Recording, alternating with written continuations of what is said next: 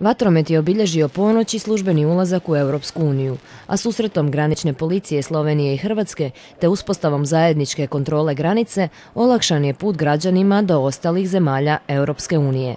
Podignute su zastave Hrvatske i Europske unije, a načelnik policijske uprave Karlovačke Tomislav Kotić otkrio je ploču s oznakom EU ispod one sa zastavom naše zemlje.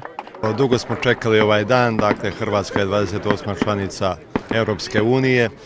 To prvenstveno za građane Republike Hrvatske znači olakšan ulazak u Europsku uniju i u zemlju Europskog gospodarskog prostora.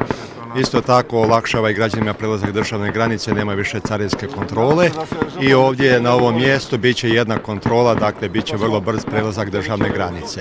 Proslava je započela u Ribniku gospel koncertom ljubljanskog zbora Be Jesus u crkvi Svetog Ilije. Zatim je krenuo spust čamcima kupom od Pravutine do Jurovskog Broda, gdje je organizirano predstavljanje županijske turističke i kulturne ponude, a djeca sa zastavama europskih zemalja donijela su nekoliko najvažnijih informacija o pojedinoj zemlji, među kojima se našla i Hrvatska. Veslanju su se priključile i ekipe županije, policije, općina, a iako je dionica puta bila naporna, ipak je sve prošlo bez problema. Veslanje je bilo super.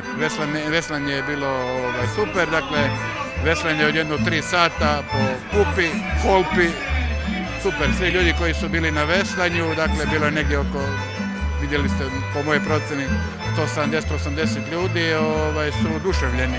Malo je voda bila malena, ali zato smo muškarci pa smo prenesli čamce, jel? Proslavi su se priključili i motoristi iz Slovenije i Hrvatske sa zastavama. Vozili smo se 45 minuta defileja kroz ovaj naš zavičaj, uz rijeku Kupu.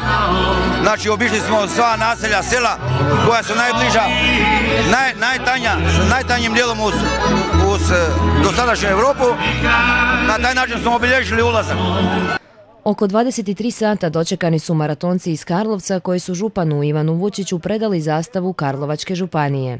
Pruga je bila u redu, nije to tako ni predugo, 31-2 kilometra. Ko je u kondiciji, ko se time inače bavi, nije to bio veliki napor. Teže je bilo mojim kolegama koji se bave trčanjem rekreativno.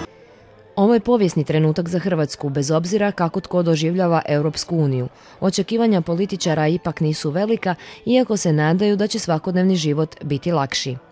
Pogotovo što ovaj prostor uvijek ima dobre odnose sa susjednom Slovenijom od pamtivijeka.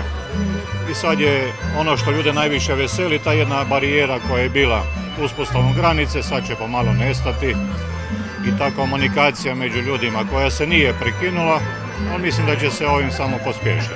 Očekujem da će se pojačati stvarno pravna disciplina, očekujem da će se morati više raditi, nemojmo očekivati ništa bajno i slavno.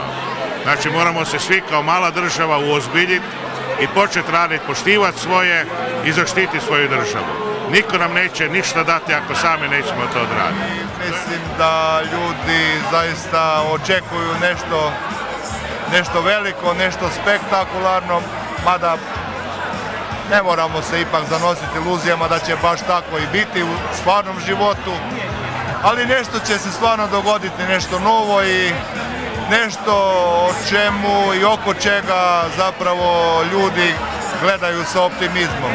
Za proslavu ulaska u Europsku uniju Karlovačka županija izdvojila je 50.000 kuna.